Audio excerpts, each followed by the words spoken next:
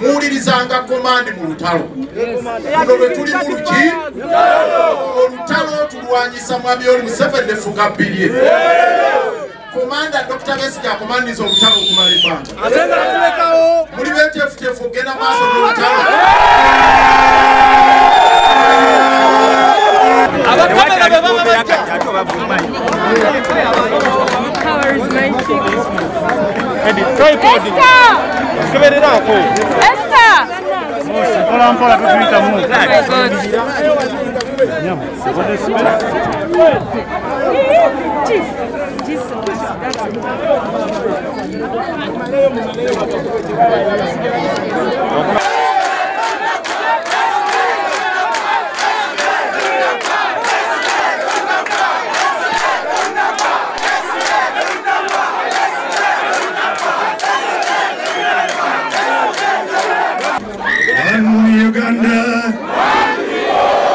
One people.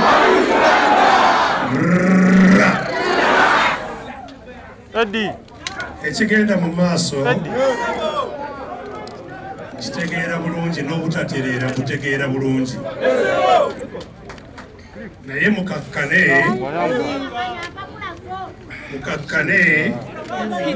empapula sizeezinaawangula olutalo mukakkane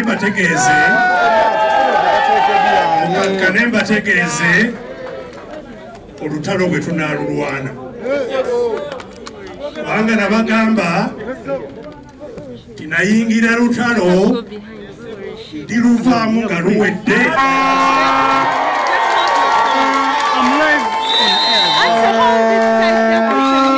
n'olwekyo mukakkane tutegeeragane bulungi ngeri gye tunaatambulamu tuli ffenna mbategeera obutatereera kitegeera tetuli mu kiseera kya mirembe tetuli mu kiseera kya kweragana n'akamu tuli mu kaseera akazibu n'olwekyo katukakwate n'obuvunaanyizibwa obukola ki obusembayo mwebale nnyo okumpuliriza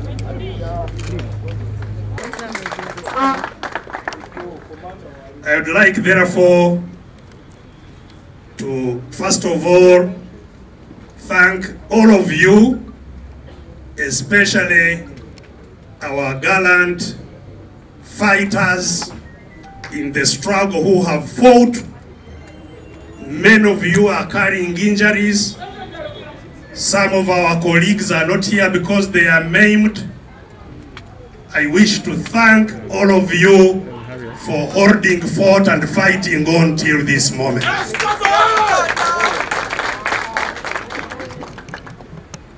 This abuse of power, use of guns to subjugate our people, is what our struggle for democratic change is all about. It's a struggle that I joined when I was a kid, and that I have fought with a lot of challenges up to date. So I thank the people of FDC, the leaders, the members at all levels, who have withstood all the tremors, all the challenges, the force, the intimidation, the brutality, to be still standing strong for democratic change. I thank you and I congratulate you upon that valor that you have demonstrated.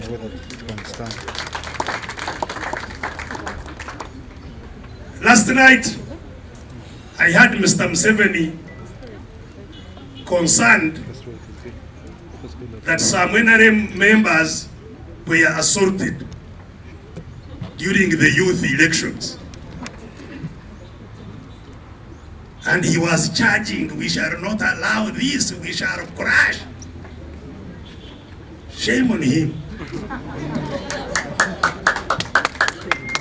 He has never known how many of our people have been terrorized, tortured, and beaten. He has never known. And killed, who are in their graves. When the Kiboko squad was descending from Central Police Station, did he think they were going to beat beasts or taxpayers that account for his luxury of the money they steal with impunity? And he's worried that some many NRM people are beaten by other citizens. When we are tortured by people, we pay our money. So thank you. Thank you for remaining firm. Liberating a country is not easy. Thank you for being there and for saying no to those rogues that control our country today. I would like to inform you that, you know, that struggle which I joined to fight gunmen has taken various phases to get where we are. And if we want to get to where we are going, we must understand where we are coming from. The experience that we have accumulated is not experience that is useless. It's experience we must build on to take us forward. I started the struggle myself through armed fighting, through holding guns and fighting. And I can tell you, the war we fought, which has been totally desecrated and turned into the most disastrous thing that our country could have had, was a just war that we went to. We went to a just war to fight for our freedom. Fighting for freedom is the most noble and just cause. Every person that is created by God is given right to freely exist like any other person. It's not granted, it is only granted by God. So when you take away my freedom, I must fight for it. And we went and fought with guns. And as a result of that war,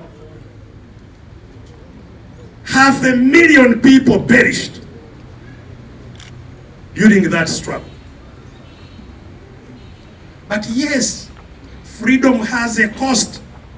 We did not lament because we thought it was a just cause leading us to freedom. But as you know, as soon as we got into government in 1986, these rogues now calling themselves a government turned around and did 100 times worse than the people that we had fought. And some of us protested, said we could not have risked our lives in order to do worse than those we were fighting.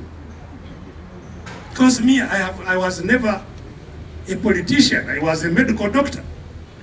The reason I went and spent years hungry, sleeping with mosquitoes and all kinds of animals was not for a person, it was for my freedom. It was for the freedom of Uganda.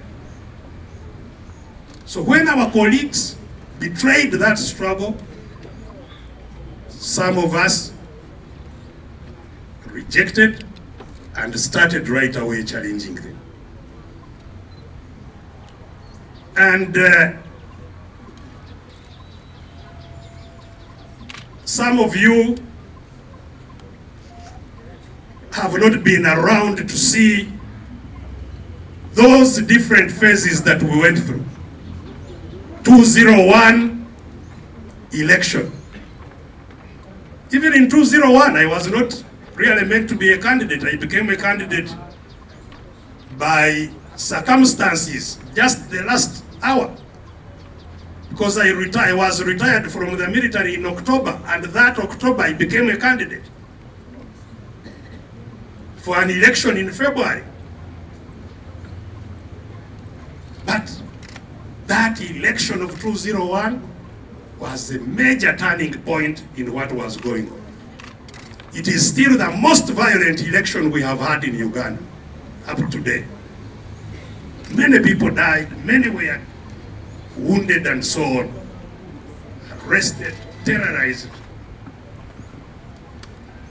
That time there were no parties. Parties were not allowed to sponsor candidates. Everybody was an individual.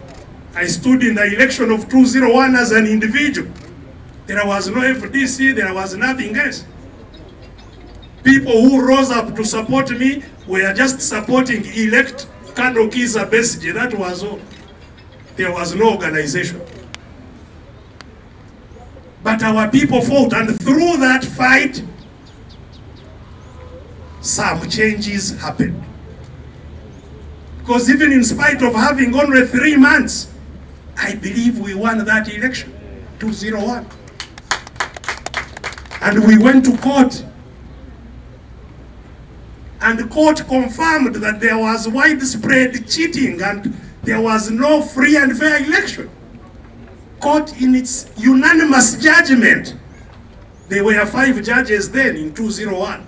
All the 5 said this was not a free and fair election. And they listed all the terrible things that happened. Unfortunately, when it came to the most important thing of deciding whether that election should be cancelled Again, because of some weaknesses, the court was divided in the middle, 3-2. 3 judges voted to uphold that sham election. Because that is subjective, it's not based on any yardstick. It is each judge to decide subjectively, after making all the findings and so on, each judge subjectively. And we know what influences those subjective changes. So 3-2, they upheld the election. The violence continued until I ran out of the country. I spent 4 years in South Africa. FDC was formed when I was in South Africa. And the leaders of FDC thought that I could still come back and help in the struggle of that period. And I accepted and came back in 2005 October for the election in February. I was nominated here. The Electoral Commission came here to register me on my way from Entebbe. On the 26th of October, that's when they registered me as a voter here for an election. I think that time it was on the 11th of February.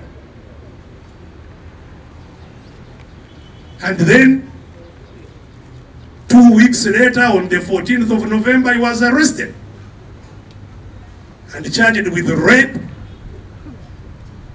with treason, with terrorism, with illegal possession of guns. Me who had just arrived. And sent to Luzira.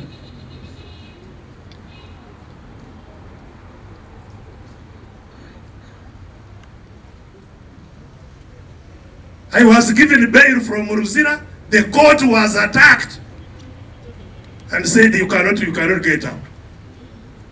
Stayed in Luzira with bail but not able to get out. I was eventually nominated from Luzira as a candidate. I got bail in January for the election in February. And even after coming out of jail, I was in court being tried for rape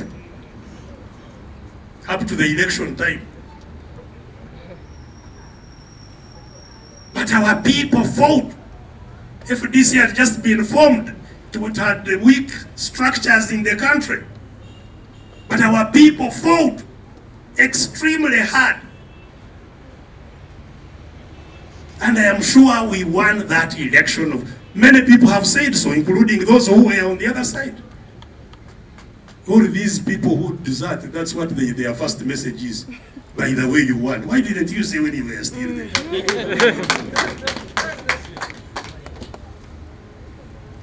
We went to court. Same as 201, everybody confirmed. That time there were 7 judges. All 7 judges confirmed this election is not free and fair. This is a record that will never be wiped away. A record on the election of Uganda. It's there. Anybody can go and read it. 7 judges unanimously. This election is not free and fair. You read the Constitution. The Constitution allows only one election in Uganda. A free and fair election. But even after writing it in their judgment that this is not free and fair, they failed to cancel it. Even in 2006, it was a divided court. 4-3. 4 judges saying they should keep it, 3 judges saying it should be cancelled. And the election stood. From 2006, but after the 2001 election, part of that struggle is what caused the return of multi-party elections. Because when Museveni got scared of the challenge from within NRM, those who were here, you may remember his missives.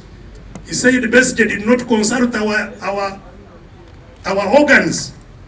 So then it became organs to decide the candidates.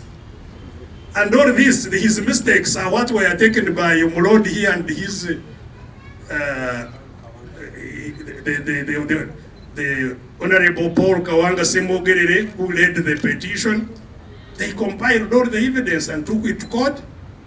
And the court said, no, this is not a no-party system, it's a one-party system which is not allowed. And that's how we got parties to function. So every election, though it does not lead us to where we are, it adds on something. So in 2006, when all that happened, those of us who were here decided that now, in the past 2 elections, we have only had 3 months to prepare. Now we have 5 years to prepare. So let us have no excuse whatsoever. Let's go and prepare for an election. Because really what we wanted was that we give a chance to orderly electoral transfer of power. Orderly, as provided in the law. That's what we wanted to give the regime a chance to do, to step down in an orderly way. But that they abused. So in 2011, we had enough time. I went to every sub-county of Uganda between 2006 and 2011. And in many sub-counties, I went to many parishes of those sub-counties. We rebuilt the structures of FDC from the grass up to the top. That's why we had an early delegates conference in 2009. My first term as leader of FDC lasted only 4 years. The reason was that we didn't want to go with shaky structures to 2011. So we built from the grassroots up to the top. And in 2009, we had a delegates conference to re-elect national leaders. That's the first time I contested with General Muntu. So we went to 2011 prepared. We even fundraised and paid nomination fees for every candidate of FDC, from the grassroots up to the top. We paid lawyers' fees for those who needed affidavits and whatever. We paid everything and even printed posters for some of our candidates. We ran a very strong campaign in 2011.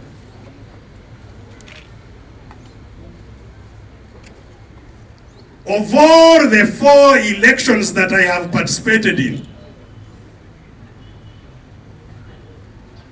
what the Electoral Commission has been giving me, which is fake,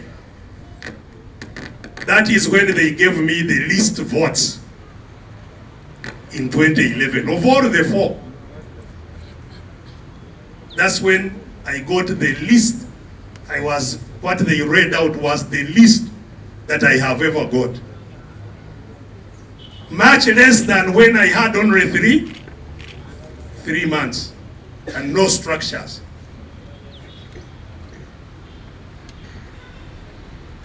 So in 2011, we realized we need now to shift the gear. From just looking for orderly electoral transfer of power to now really fighting for our right and our power. Are we together? So a gear changed in 2011. And that's when we started walk to work. Remember? For GCA4C. At that stage, I also realized that leading FDC alone and being busy with FDC work would not help that struggle that we had engaged. Because that struggle needs a lot of time. It needs everyone who is oppressed, not just those of FDC. Everybody who is oppressed must be part of that struggle. And so in 2012, I asked my colleagues here to allow me to step down as a leader of FDC. 3 years to the end of my term. We had a lot of debate. There were emotions like I was seeing here this morning. Saying, how can you leave the leadership of FDC? But I explained that we are not in FDC for the sake of FDC. We are in FDC to liberate ourselves, Uganda. And FDC and those non-FDC, we must see how to liberate this country. And as I told you, that gear we engaged in 2011 of struggle, fighting, could not be done just as a party activity. It had to be done by all, whether you have a party, whether you don't have a party. If you are oppressed, we hold each other's hand and we advance. So I stepped down. After a lot of struggle also here. And a new party leader was elected. Some indeed thought I was leaving the struggle. They were saying he has abandoned. Kala tulese wakati munyanja. Never. I can never.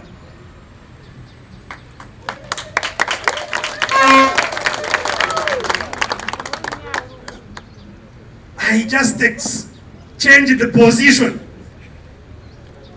And that's why, especially you fighters, you must be flexible. If you are fighting from this position and the enemy identifies where you are, they are going to concentrate the fire where you are. You must therefore never stay in one position for a long time. You change cover. You must change cover. So you must not predict what you are doing or where you are. So, in 2012, I stepped out of Najjanankumbi. That's why I was extremely happy.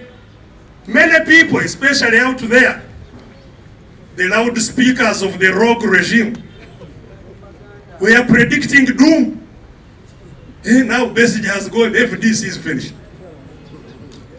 Hey, that's what he's finished. Is it weaker or it's stronger? Alhamdulillah.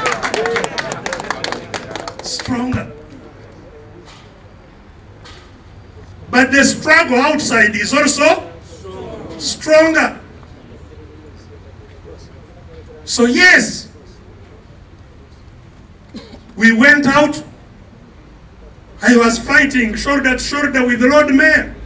He was not a member of FDC.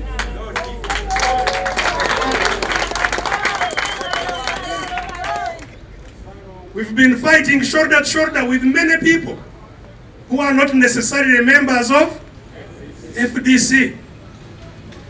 And that's what makes the struggle much stronger. I had actually said that even in 2016, I would not go to the election of 2016.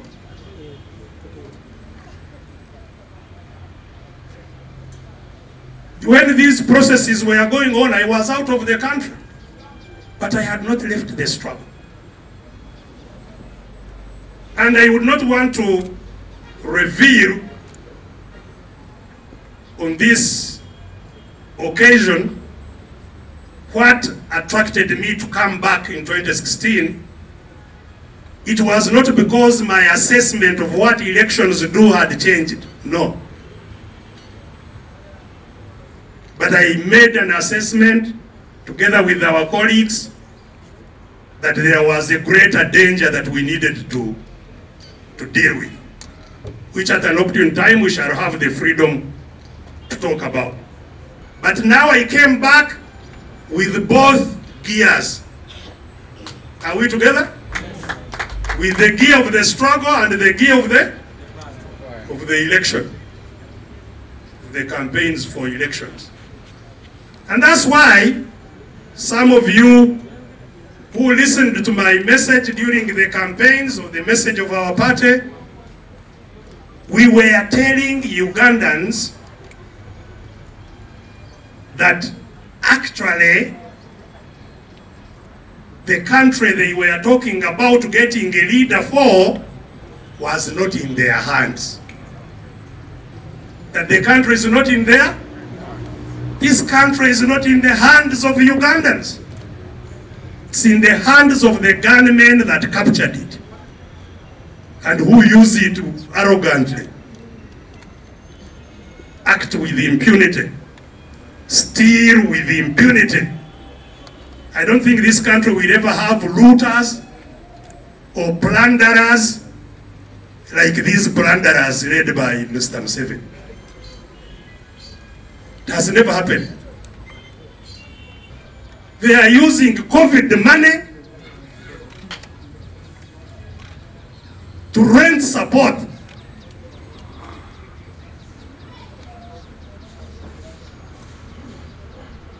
So in 2016, as I said, we did not go into the election as usual. We went into the election with two gears. We prepared our people throughout the campaign. We prepared our people to fight.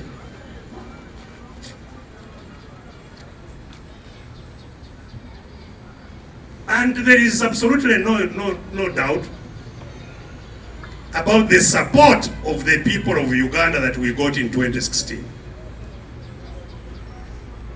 Even foreigners, even locals, even NRM, they know that we defeated Museveni flat in the elections.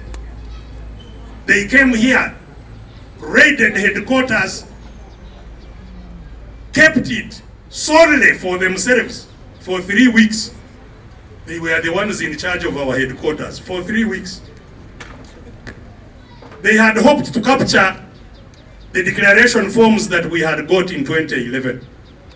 And they captured a few. But I can assure you, without the slightest form of doubt, that the greatest majority of the declaration forms of 2016 are in our possession.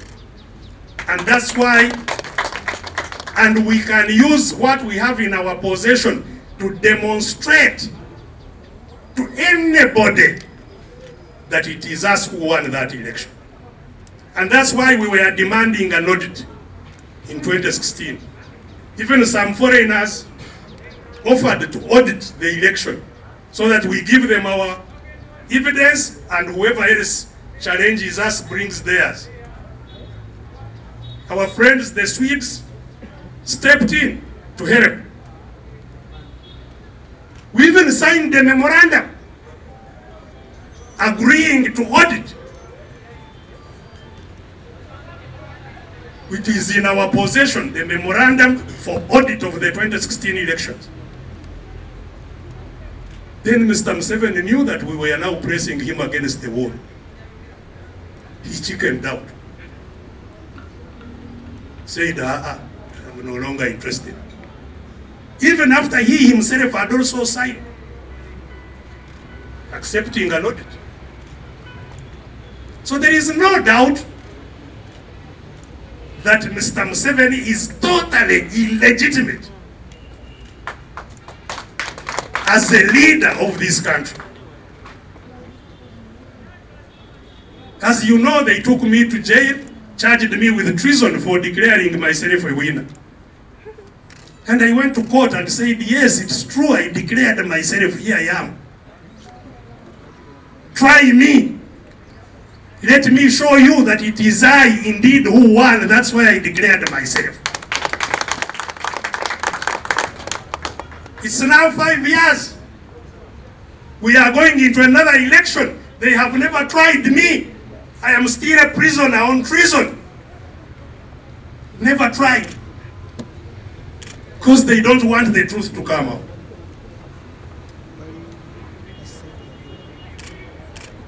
And since 2016, then the desperate Mr. Museveni has been rampaging all over the place. He then created the new electoral commission, this one. He created it while not supposed to be in office himself. This Liabakama commission itself is illegitimate because it was set up by an illegitimate man who has continued to tamper with it. Even in the middle of this particular election, Mr. Museveni has sacked some of the electoral commission senior staff. Museveni attacked Kasese. That was election violence because we had humiliated him in Kasese.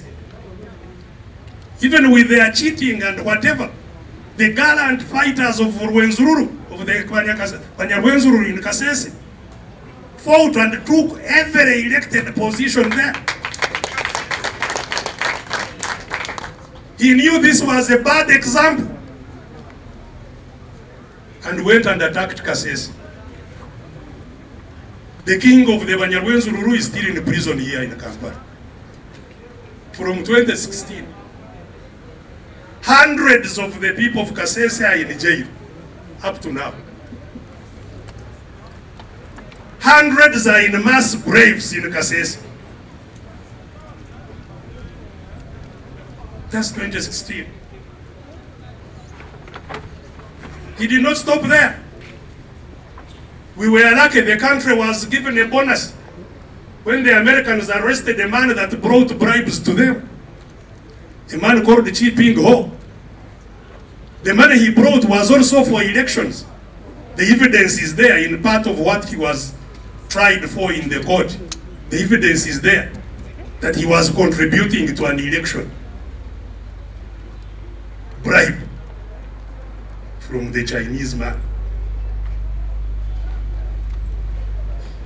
Kutesa, who took the bribe, is still our Minister of Foreign Affairs, painting shame wherever he goes in the world.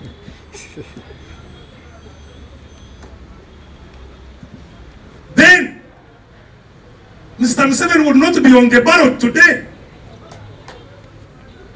if it was not for the attack on Parliament. Because the Constitution wouldn't allow him to be there. He took forces, that's why I say it's the gun rule. Took the military into Parliament under the clear view of all your cameras. And that's how we have now a new constitution. When the whole country was singing Toji Kwatako. I am glad that the Judah Iscariot, Majezi, seems to have been hounded out of his village. I hope all those who similarly betrayed the country can be hounded out of wherever they are. Because they are the enemies of our country.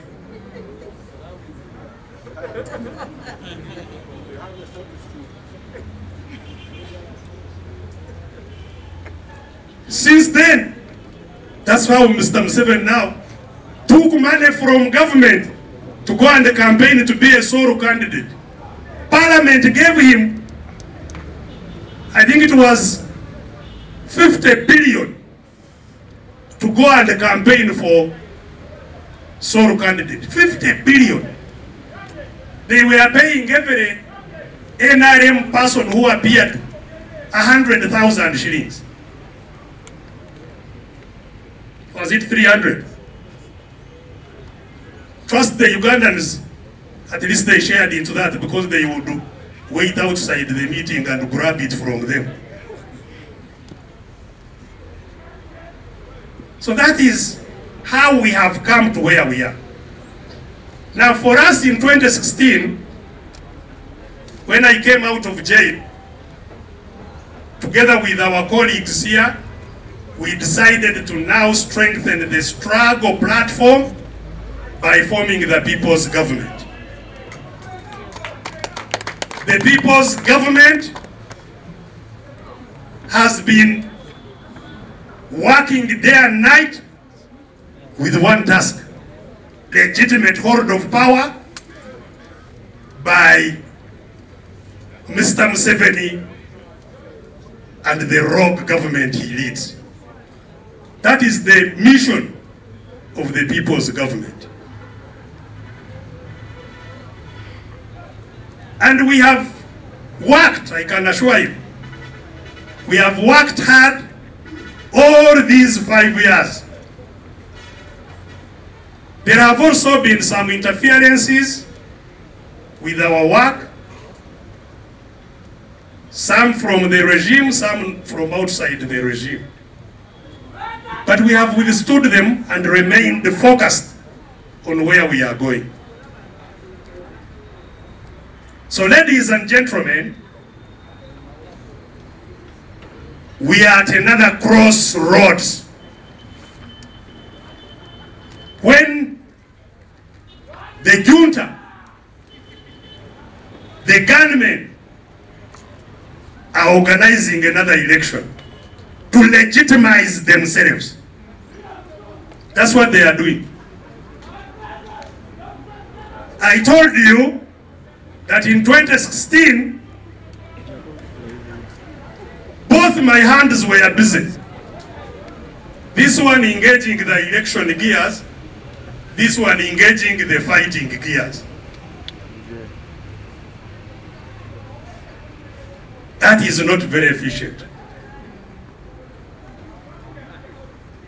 Election gears are our plan A.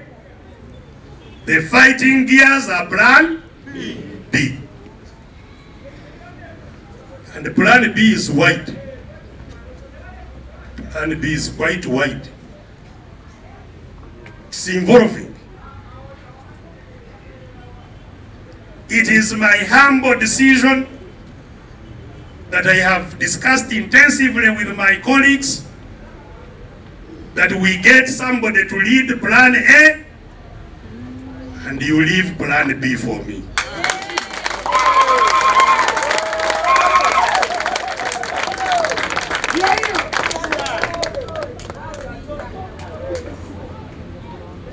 Never ever imagine that I can leave the struggle. Never. If we felt that again moving with both hands is the most efficient way, maybe we would have done that. But trust my judgment. This country will not be free by Byabakama or whatever he's called going to Kololo to announce that there is now a new winner who is not Museveni. And for Museveni to come with his heart and hand over power. Those who are waiting for that day, when Mr. Museveni will come humbly and thank Ugandans for all the things that we have done for him, without our permission, of course, he will not do so. It is our duty to make sure he lives, whether he wants or not. It's our duty. It is very, very urgent that we do that. Our people are dying all over, dying needlessly. This COVID lockdown has shattered the lives of millions of our people. Even as we stand here, many of our activists have nowhere to sleep. They have been kicked out of houses. They have nothing to eat. The whole country is crying. Young people have no livelihoods. We are living at a time when Ugandans are pouring fuel on themselves and burning themselves up. Hussein Warugembe in Masaka started it. 27 years old. Burnt himself in a police station where they had detained his boda, the means of his survival. I am still deeply pained that other bodas just kept listening, and that became history. Because bodas in this country have what it takes to take over government within 1 week. Alone. Bodas can take over government within a week alone. Why should you first burn yourself to death? But many people here in Kampala, as I talk, I think about 6 people that have burnt themselves to death. Here, in Masaja, there in Nakulabye, many burning themselves to death out of desperation. So it's urgent. We have no luxury saying, we go escort Museveni, around, and he beats us. We must engage him on all fronts very, very strongly. Very strongly.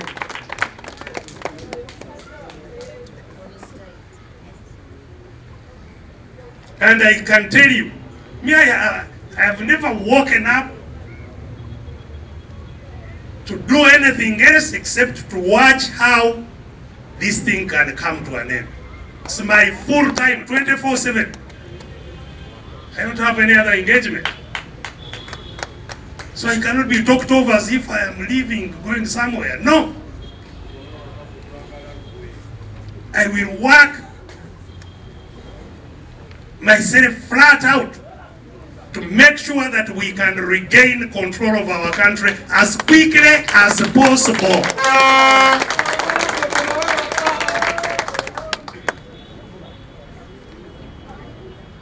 And I am sure it can be done. In fact, I'm sure it can be done even before there is nomination for this country. It's possible. It's possible.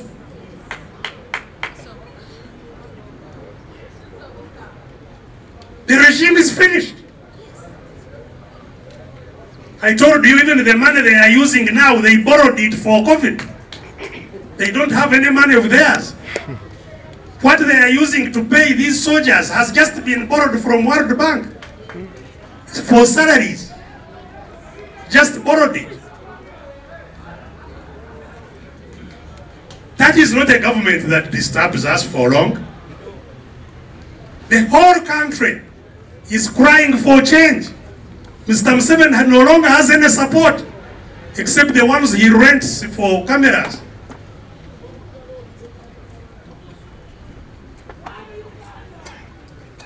These security people you see, and that's why sometimes I want us to engage them tactically. They are even more annoyed than we are. They even want change faster than we do. These soldiers, have you seen where they sleep? You don't need to go far.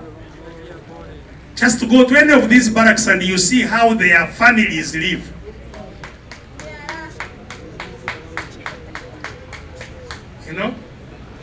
They have nowhere even to to wash their bodies from. They wash from the road at night to clean themselves. So actually the soldiers are also waiting for us to take the initiative so that our country can be free. Yes, I heard last night, I don't know where things are in Mali, that the leader there was under detention. If they stay long enough, there is no other way it will happen to them, whether I am available or not.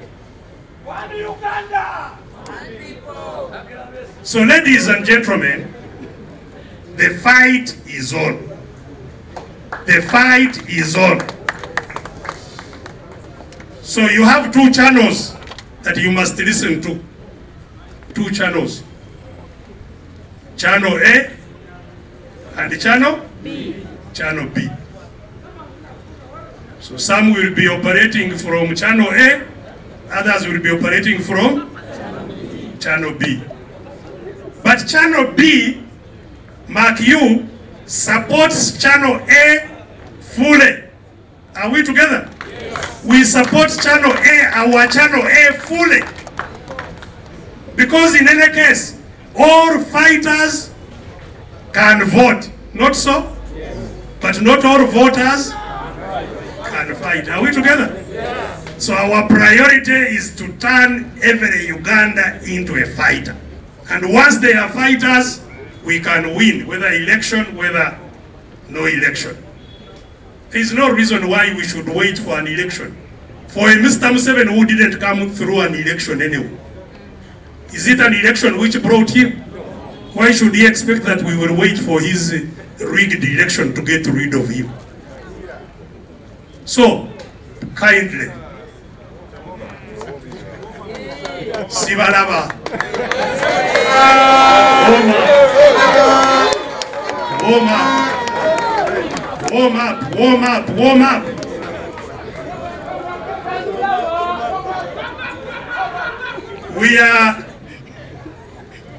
We are building a strong front for change. In the plan B, we move with everybody who wants change. Whether you have a party, whether you don't have a party. Get on the front line and we push. That is our platform. So we have a platform that will unite all people who are for change to fight. I told you when we were here to receive Omulod here that we must keep our eyes on the ball. Let's not allow to be diverted. Their tactic now is to distract us. People abuse you, you run after them. These ones abuse you, you run after them. Let them abuse, keep the eye where the ball is, and let's get rid of that ball. All these people who are making noise on the sides, once the ball is gone, everybody will get down. Are we together? Yes, so fighting is tactics. Let's maintain our eyes on the ball. So today, I came here, ladies and gentlemen, to be part of you as we flag the process of the Channel A to continue. I can tell you without a shade of doubt that I have every confidence in our leaders that we have here today. Mulongo Waswabirigwa is not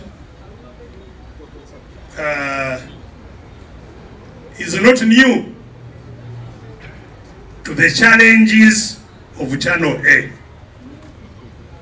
He has been in the trenches there. he has been in the country.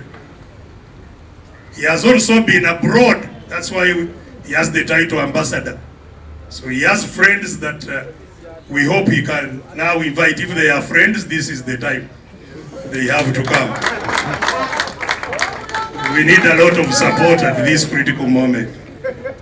So Mulongo here is welcome to this process. I think it's a good decision that you took to step forward for your country.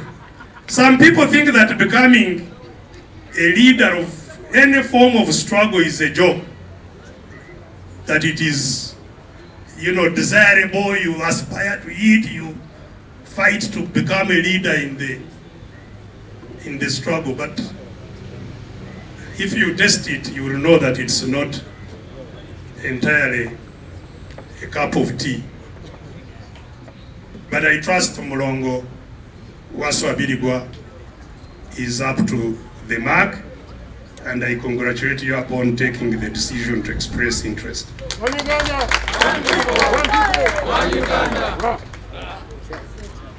I believe I don't need to talk much about our president,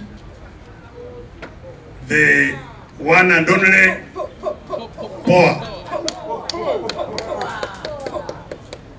Poa has been in national politics for decades. There is no corner of this country that he doesn't know. He's also had experience in public service even before coming into elections. As you know, he's an engineer. He first made roads and things like that. Came into public service in electoral service for people in his area. And he's a quiet but decisive person. Some people mistake his demeanor as being maybe a pushover. Well, those who tried know how.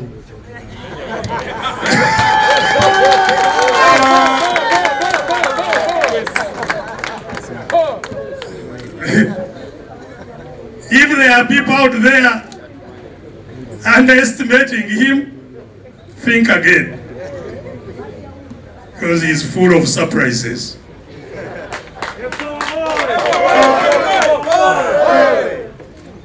Yes, I mean, to come from wherever he came in those humble situations and find a general, former commander of the forces, leading a strong party, and in a short time things change, is no mean achievement. So I have absolutely no doubt that Poa fits the bill. The few years he has been in charge of the party, he has never left the front line. Wherever there has been a tough area, he has been there. So he doesn't command from behind, he commands from the front. And I thank him for taking this challenge and setting the ball rolling. Now there are still a lot of unknowns ahead of us, many unknowns. Nothing is clear, nothing is fixed. It's a lot of fluidity. So we all must remain alert to make adjustments wherever they are necessary to fit whatever situation that we deal with. And as I have said, I am available whenever you need my hand, whenever you need my advice, whenever you need my input. I will never hesitate. So ladies and gentlemen, I would like to conclude by thanking God, because the fight is the Lord's. The fight is always the Lord's. Just like our lives are for the Lord. You don't have the ultimate authority.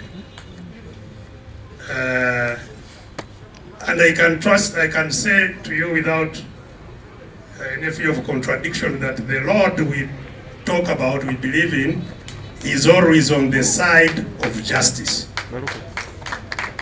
The Lord is for the just. So let's set off. Let's continue trusting and believing that we are also supported by higher powers. COVID is demolishing the whole world. We are still safe by the grace of God.